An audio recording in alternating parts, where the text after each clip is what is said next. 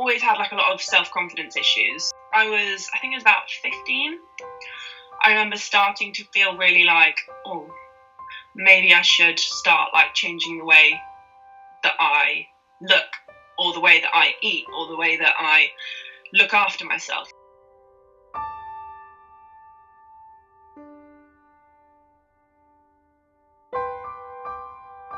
I completely dove into the control with food. It's a really good way to feel like I was on top of everything. In any scenario where I felt stressed, or felt like there was too much change, or felt like there was a build-up of things that I could feel were like simmering on the top before I would break down, being sick was literally just a way to manage that. And I went to uni. It's like trying to socialise with everyone, trying to get to know everyone. It's quite stressful. I was completely playing, I'm this super happy, super fun, like a fun person to be around, and then come 10 o'clock I'd go into my room and I'd just be sick. Kind of after about a month I was considering dropping out of uni, because I was just like, what is happening? People need to start realising that eating disorders don't discriminate. People assume it's about self-obsession, it's vanity, it's wanting to look fit, attractive. It's not. It's got nothing to do with that. It is about control. People then develop their eating disorders because they want to have control of something that they don't have in their everyday lives. So for lots and lots of young women, control that they feel they get through eating disorders, the ability to take control of something in their lives, is often born as a coping mechanism to other issues. I think that the transition period from leaving home and going to live independently is quite a key factor.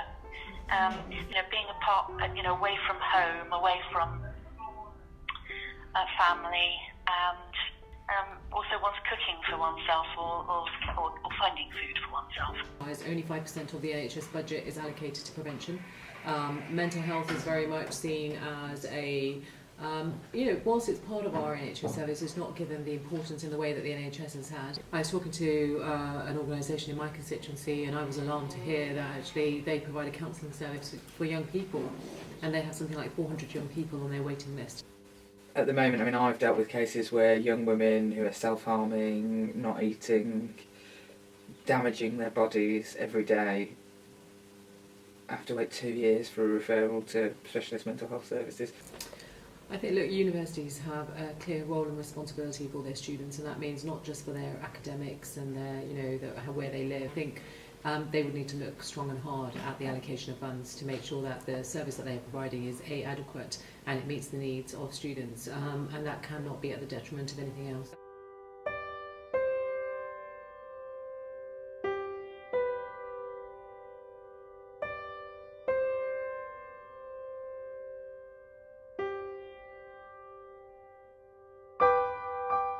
If you don't actually have a very high risk situation, or you don't have a diagnosis, you'll probably get sent back, and actually it's your families that are left to kind of pick up the pieces and deal with the lack of resources and manage and maintain that kind of position, really.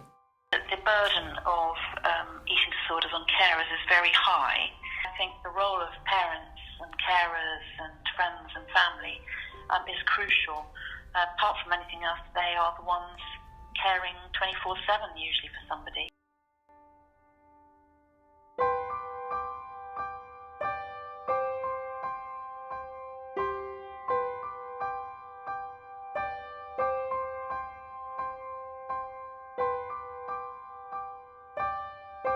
Families and friends play a huge role, a role that's very often forgotten and not really acknowledged, and they need the training and they need the support.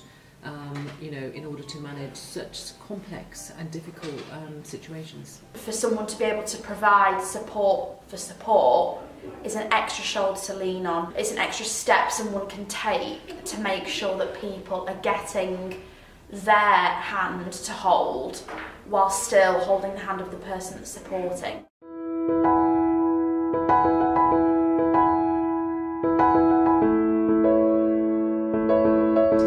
Young people that get to learn about it in schools and in colleges, and there's much more of a drive and a campaign, I think we can then adequately respond. So the more that we are aware of it and the more that we are talking about it, the more it's in the media positively and effectively, the more people like us are going to stop and go, hang on, that doesn't seem quite right.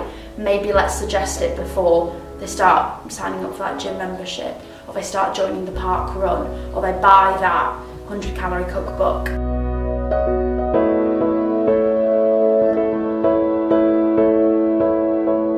So I would say the mental manifestations of an eating disorder and the behavioural aspects are probably one to mainly look out for and will be most easily able to detect. Changes in behaviour, mood swings, taking naps more regularly, feeling a little bit more excessively tired than you would usually, exercising excessively, it's a classic one, going back and forth to the toilet a lot. Also sort of taking time away when you normally wouldn't take time away, so feeling like you need to be isolated a little bit more, people not being as social as they normally would, things like that.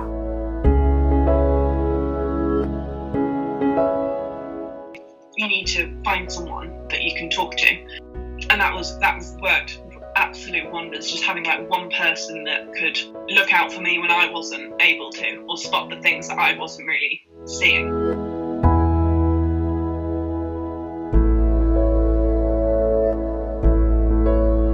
Through recovery, being still invited to things and people still being like, we'd love it if you could come, that was really helpful, because it was like, I'm gonna get there, like I'm gonna be able to get to you guys eventually, and like it felt nice that they were holding out for me.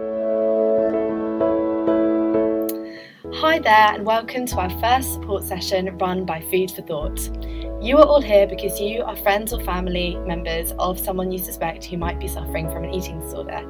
This session is going to focus on identifying the signs and establishing the point at which they need to seek medical help. At any point in the session, you can ask questions using the chat function.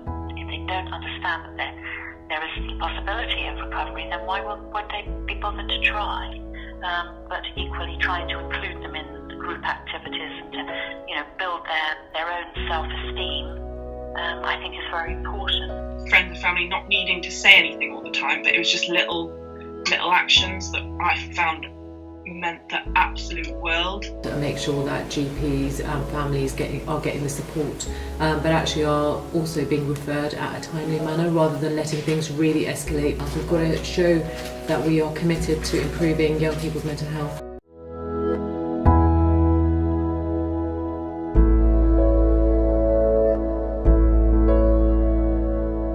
I would say that the heroism comes from support, because if you don't have support, you can't survive. That's the end of it. Kind of the biggest thing that I'll take away from like friends and family in recovery is like showing me that I can be loved, I suppose.